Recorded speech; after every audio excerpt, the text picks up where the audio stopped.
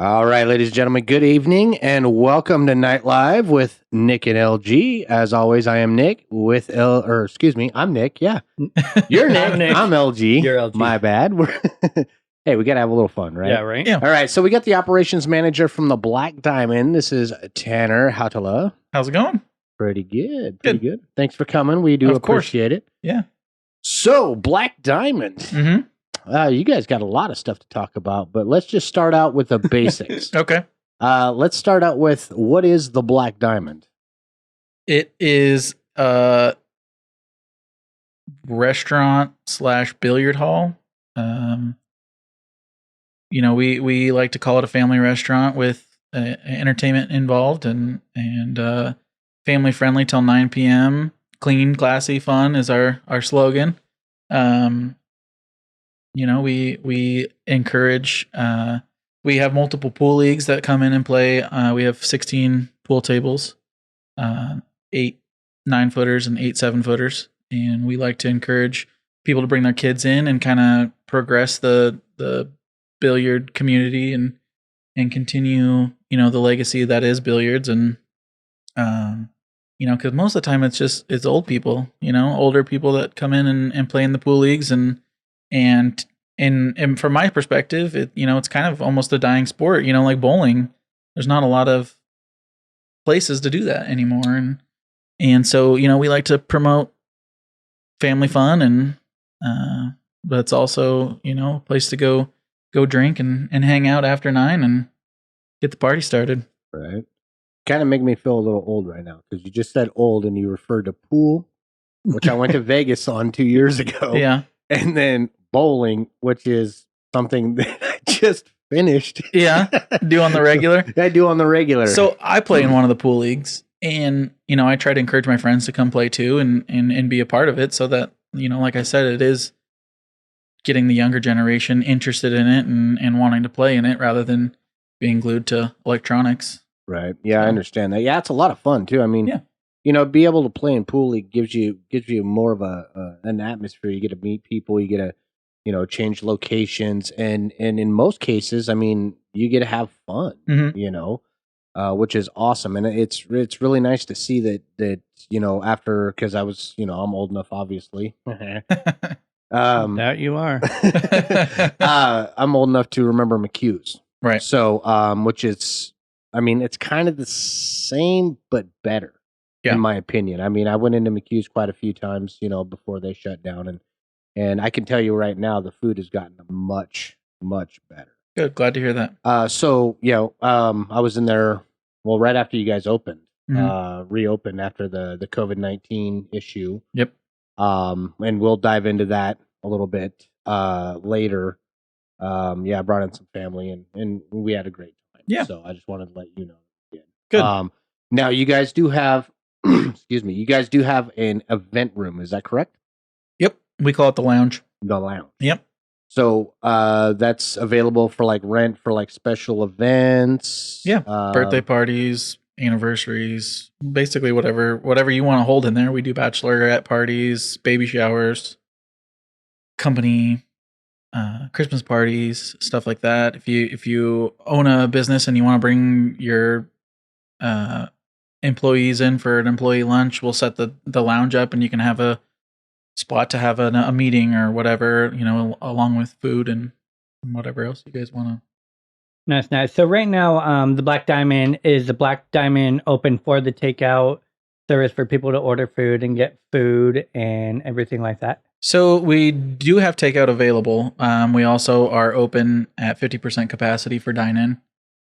Pool tables are open for rent at an hourly rate right now. We pulled all the 7-foot pool table balls out and took away the ability to play using quarters per game so that we can sanitize the pool balls and the pool sticks between each use to ensure proper sanitization between.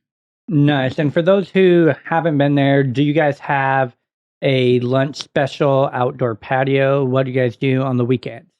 So we do have an outdoor patio. We claim it's the nicest patio in the valley.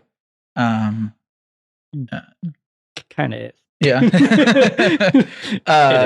It's self-proclaimed. We haven't won any awards on it or anything, but No volleyball court. right? Right. Just kidding. Just kidding. What was your other question? Lunch special and what you yeah, guys so do on the weekends. We do have weekly specials, daily specials actually. We have Micro Monday, Tequila Tuesdays, Happy Hour all day Wednesday, Double Shot Thursday. So for an extra $1, you can get a second shot. Friday night, Saturday night are rotating drink specials and kind of it's different every weekend. So Now that you just told me that, because I actually didn't know that. Yeah. Why did we move this to Thursday? I had to work. I have a Well, job, I'm bro. finding out we can get double shots yeah, on Thursdays, and yet we're sitting here. I got to work to get paid to get double shot. Got to have a little fun. So we'll just pack all this up and we'll go take it to the Diamond. And we could do a remote, maybe down the road. I don't know, Jacob. Is that a possibility?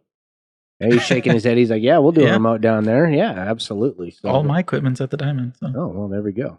So now, and then weekends. Yep. So you guys do anything specific on weekends? I was actually picking up off of your question to kind of make sure that we're on the same. So we used to have a DJ Friday, Saturday nights, and it wasn't something that we were drawing in a crowd with. So before COVID, before this last winter, we kind of nixed the DJ Friday night, Saturday night type thing and kind of backed away from doing that and reassess and come up maybe with some new ideas or whatever. But if people start showing an interest in it again and want somewhere in the valley that they can go, dance and hang out, then, we'd be more than willing to bring in a DJ or whatever, or karaoke or, whatever the masses want. And, utilize that lounge that isn't being utilized as often as we'd like it to. Absolutely. Now I got to have a little fun with Nick here. Oh, geez, here you go. Yep. Okay. Who is your current event DJ? You. Exactly. Yeah. I'm just kidding. He's like, I didn't know that. No, I figured I'd have a little fun with that. Yeah. Horrible guy you had in your event. I'm gonna go hire someone else. Had to have a little fun with that. So, all right. So now, obviously, I was there, and we basically what we do is we want to promote local businesses, like we had discussed, and For sure. and but we've got to talk about this COVID thing. Okay. Now, when did you guys reopen? We opened up. I don't remember. It was like May 15th, I think. So it was a week before the county got the okay to open it. Okay. So I'm kind of pulling teeth here, and you already know where I'm going with this. So bring it. We're not ashamed. We're well, no. I didn't. And I don't think you guys should be. I mean, it's kind of down to, in my opinion. Okay, and this is an opinion. We're gonna get a little saucy around here. Let's do it. So it's my opinion that I think that the shutdown originally was probably for the best. Okay, and I get that. But eventually, when it says, "Oh, well, everybody shut the doors for 2 weeks," and then it turns into 2 months, and I get it. I mean, obviously, this wasn't as big of a scare as they anticipated, which, better be safe than sorry. Now, you guys did reopen, and was there any blowback? So originally, the shutdown was to prevent the hospitals from being overwhelmed with the amount of cases and hospitalizations that they were trying to take care of. And when we decided to reopen, there was 0 hospitalizations. And, single-digit new cases daily basis. And so, in our opinion, Spokane was just, it was ridiculous for us to still be shut down, and so the owners decided, they've had enough, waiting for Inslee to pull his head out of his ass and realize that, Spokane wasn't Seattle. And, if we were in Seattle, we would not have opened early. The amount of cases and hospitalizations over there was justifiable in keeping it closed. But over here, completely different ball game, different story. So for us, it was a no-brainer to bring the employees back, get them making money for their families and giving everybody a place to go and hang out. And we took tables out. We basically made it phase 2 guidelines without being in phase 2. Like I said, we pulled the pool balls out, sanitized them between each use, which isn't even a guideline, and so we went above and beyond what they were going to ask us to do in order for a place for people to go and hang out. So my question is, like, I totally understand like why you guys open everything like that. I just have I have some questions as well. The bars, pubs around you guys, did you have competitive bars or other bars that were upset at you guys because you guys opened early and they weren't able to? Was there a lot of conflict as far as that goes? No, we actually had a lot of bar and restaurant owners come in and kind of check out what we were doing, and were basically told us prior to Inslee giving us the go-ahead to open up into phase 2 that they were going to open that Friday anyway, no matter what, because they saw what we were doing and everybody was agreeing with us. The Iron Horse opened up, Scoreboard opened up, and there were a bunch of other valleys in the bar, or bars in the valley that were, or restaurants or whatever, that kind of low key opened up. We kind of got not blindsided by the news, but basically they came in and said they were going to run a story, whether we wanted to comment on it or not. And so if it was just going to be put out there, we wanted our voice out there. So we decided to put our voice out there and let everybody know that, we're not laying down and we're not going to be sheep anymore. So completely understandable. To answer your question though, we did, get told by the Liquor Control Board that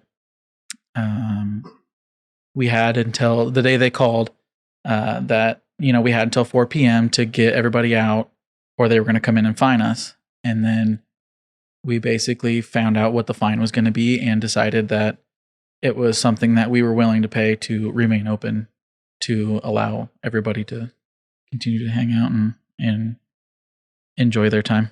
Understood. Now, just for clarification, now the stay-at-home order, okay, is basically from my perspective, was more of like obviously they want to try to shut this down as fast as possible. And again, I totally agree and I comply with that idea. But, to me, it sounds more like a guideline as opposed to a law. Correct. So my question would be, if the Liquor Control Board came in, which obviously they did, what did they fine you on? Basically, the Liquor Control Board was the only state entity that Jay Inslee can use to puppet around. So they didn't want to be the ones to do it. They're just the only state-run entity that he can make do what he wants them to do. Right. And basically, he was having them classify it as basically if we were serving a minor or allowing people to fight. It's in public endangerment is basically they call it a whack, and it's like, I don't remember what it stands for, but it's basically the regulations that the Liquor Control Board uses. So it's basically a gray area. Yep. Okay. Exactly. So now, and why you said fight, because that actually works out pretty good with my next question. Jacob, can you look up, I believe it's Washington State is what do they call that? Mutual, or basically, like, for sake of argument, like if Nick and I decided we have an issue and we want to sort it out, fisticuffs, right? If it's a mutual agreement, if I can recall, mutual combat law in Washington. So they actually cannot fine you if two people choose to fight. No, but they can come in and like warn us that it, like, if we were like, yeah, okay, guys, and push tables out of the way, and they're like, yeah, go ahead and fight, it could possibly put other people in danger. And I get yeah. So that's the whack that they were using it as public endangerment. To me, that's more of a gray area. It's definitely a gray area. I personally don't agree. Yeah. And I understand what you were saying with the whole Ensley, having control over the liquor control board, which is unfortunate. Mhm. I know quite a few people in the industry, that have had run-ins with liquor control board. And back in the day, when we both worked at the Top Hat, which was a rough place. Let's just be real. Love Karen to death, but it was a rough place. Yeah.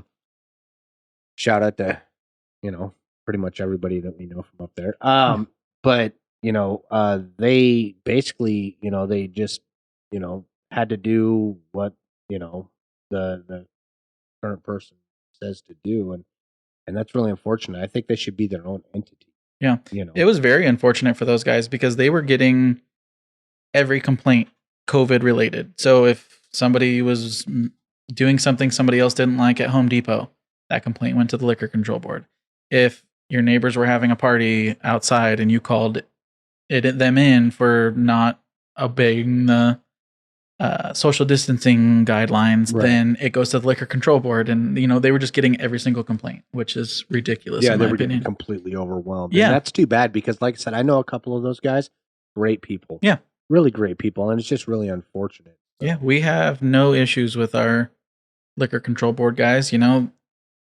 We knew they had a job to do, and we don't hold it against them or anything like that. It's they're doing their job and what they're instructed to do by their superiors and everybody over in Olympia, including Inslee. So I got a question. You guys didn't comply with the phases. Are you guys going to move on to the next phase again and not comply, even though they're not going out of phase 2 for another 2 weeks? No, we'll stay in phase 2 basically until. It was just for us. It was about bringing our employees back, getting them back working, getting them to be able to, afford their bills and pay their bills. I mean, they, had the opportunity to go on unemployment and all that stuff, but for the most part, our employees want to be there and want to work, and so now with COVID, everything going on, as y'all know, everyone has like mask on and face guards and everything like that. Yeah. Are you guys making all of your employees wear those masks, or are you making all of your customers have to have them on in order to come into your establishment, or have you guys not gotten that far yet? No, we won't. Basically, if you want to wear one, if the employees want to wear one and feel comfortable wearing one, or don't feel comfortable not wearing one, then we'll let them, but we're not going to force them to. Okay. So have you caught the new thing that they got going? I guess starting, what is it, tomorrow? Yeah. Mm-hmm. Tomorrow you're required to wear them in all public buildings. Yeah. It makes it difficult to eat and drink when you have a mask on. And, if somebody comes in not wearing one, we have to assume they have some medical thing going on that deters them from wearing one. And legally, we can't ask them, There's HIPAA laws and stuff that say, we can't ask you any of your medical conditions or anything like that. So if they come in not wearing one, we have to assume they're. No, Governor Inslee is talking about, and I don't know, Jacob, if you'll be able to pull this up or not, but about making all the employees have to have on masks and all the customers must have a mask. That's what I was referring. For tomorrow. Yeah, so even an establishment, I know a lot of owners who own a business are like, yeah, whatever, kick rocks. So, but I totally understand. I feel like most of Spokane's going to be that way. I don't feel like we're going to have a huge amount of people wearing. There it goes. Yeah. Facial coverings will be mandatory statewide per Jay Inslee. Yeah. When's the new election? Because something tells me he's not getting reelected. November. Yeah. But I ain't voting for him, so. Yeah, I feel like most of Spokane's not going to comply. Well, here's the thing: is like when all of this went down originally, I do distinctly remember that the whole stay-at-home order. I mean, a lot of people really complied. I mean, Yeah. the only thing I did personally is I would as soon as I found out what was going on, I'll be honest with you, I ran up to try to get a draft beer from one of my local establishments, and of course they're like, no. Mm-hmm. Yeah. I actually didn't get my first draft beer until I came in the day before you opened to help you work on the sound. Yeah. Which was amazing. I just want to clarify that. I was like, the sound or the beer? The beer. the sound still needs work. Yes. But, I'm only, I'm working on it, so of course it needs more work. Yeah. Anyway. But no, it was amazing. But other than that, I mean, other than the grocery store and work, I mean, so I even tried to comply with it as much as I could. But even now I'm to that point where I'm just like, enough is enough, And that's where we were at. We complied for 2 months.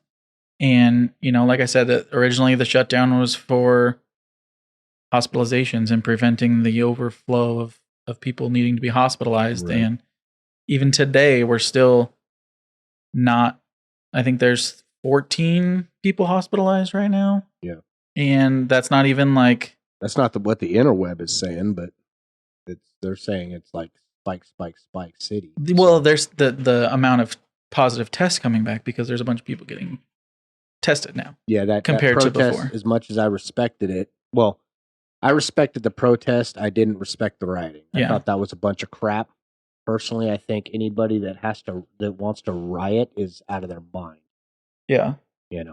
Well, that and we're 3 months into this or more now. What's everybody wearing masks going to prevent at this point?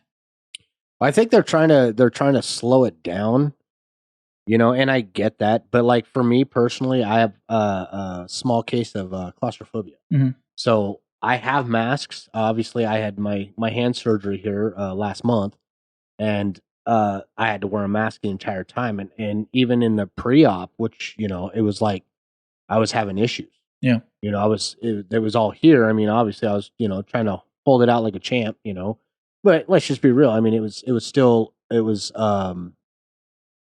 overwhelming. Yeah.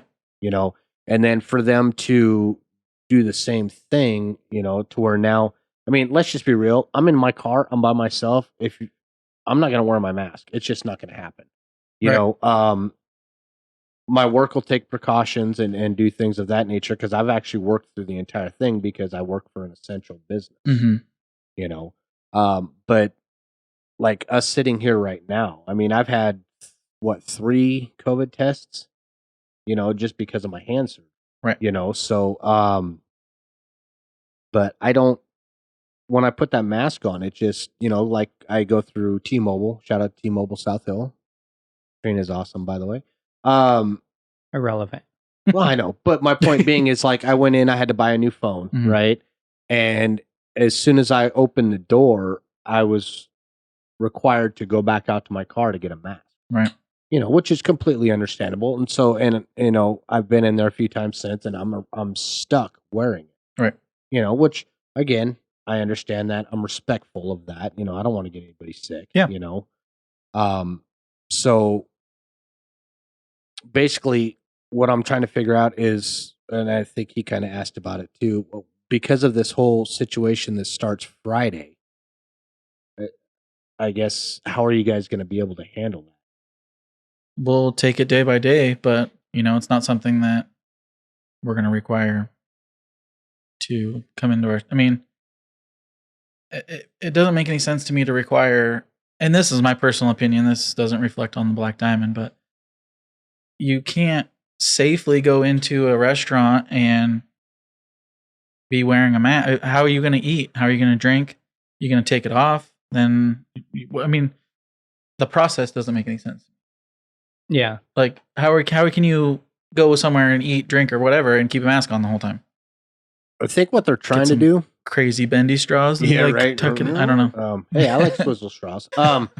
But I think what they're trying to do, and this is a theory, an opinion. I think what they're trying to do is you're required to wear a mask into the venue, Mhm. and then once you get to your table, you're allowed to take it off. But if you get up to use the restroom or anything like that of that nature, then you're required to put it back on before you get up. And then you go use the restroom or whatnot, of course, wash your hands and then come back. And once you sit back down at your table, then you can take it back. I think that's kind of the generalized idea of what they're trying to do. Right. But again, that's just in theory. So Yeah.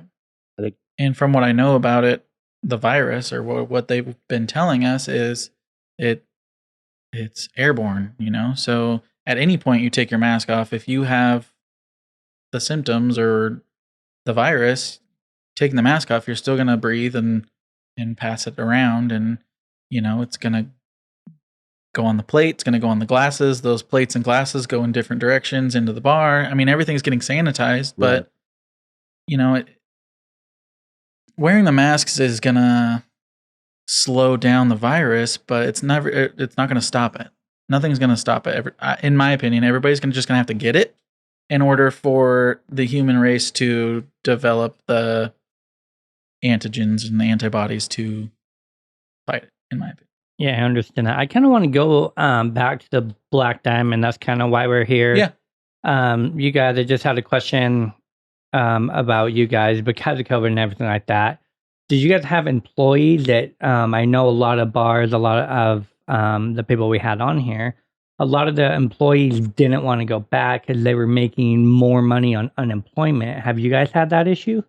So initially, when we told them that we were going to reopen back up, there was talk about, the amount of money that they were getting paid. But, once we opened back up and they started getting their tips and stuff again, they all realized that, they were making more money working than they were on unemployment. Like with me, I do, like I said, I've worked through the entire thing, and $600 plus a month or a week on unemployment. I mean, that's what, $2,400 guaranteed plus whatever you were going to make. Right. That's way more than what I make. Yeah. I guess it just might turn into like a work ethic thing. Yeah. I can't. Yeah. I'd say one or two employees were not looking forward to coming back, but a good majority of our employees were excited to get back and see our customers and our regulars and all that stuff. Yeah, and that's pretty common. A lot of the employees in that industry, they're very social anyway, and they want to be around people. Yeah. So not a lot of them are going and staying just sitting at home when they're social people. Yeah. So that totally makes sense. Making all that money is good on unemployment, but you can't go anywhere to do anything with it. So you're just sitting at home going crazy. Right. So we got a few minutes left, so I just kind of want to do a quick plug on the Black Diamond. Yeah. And we do appreciate you being here. Yeah, for sure. I know we had some scheduling issues, so Sorry about that. No, we're over it. So well, maybe not. No, I'm just kidding. So how many taps you guys got? So we have 38 taps now. Okay. We added a few more during being shut down and did some renovations and stuff like that. So 38 taps, 18 pool tables, shuffleboard, air hockey, dartboards, cornhole. Leave the punching bag out of it. Right. Yeah, I've smacked one of those a few times, and I hit them pretty hard. And then I have those nights where I've been drinking a little bit. Yeah, I hit it a little too hard and end up smacking the back. But we have the lounge. We have live music every Wednesday night. Nicest patio in the valley. Absolutely. What kind of live music are you guys doing? So we have it's the Songsmith series, featuring Joey Anderson. He sings like country songs, a good variety of different music, and then he brings a featured different artist with him every week. So you guys are basically the new country blues style for the valley. Yeah, we have like some guys that sing like covers of pop songs and stuff, and spin it and make it their own, and yeah. So I would like to thank you. I know I'm asking you like all these hard questions to get stuff out, but yeah, we're good.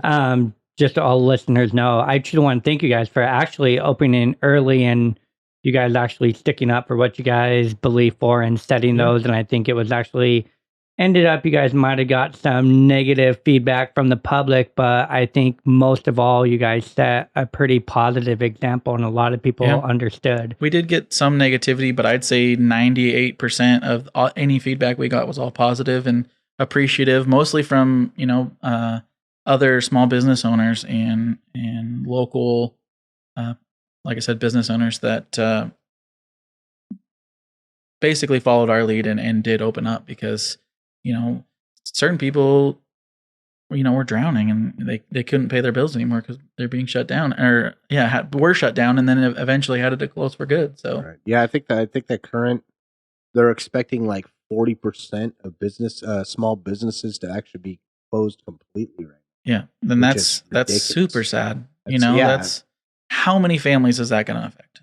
You know what I mean? 40% of let's not go there. That's a lot. Yeah, but that's very unfortunate. I hope they keep working on it and try to do something about it. Come up with a vaccine, so people can get their lives back. Mm-hmm.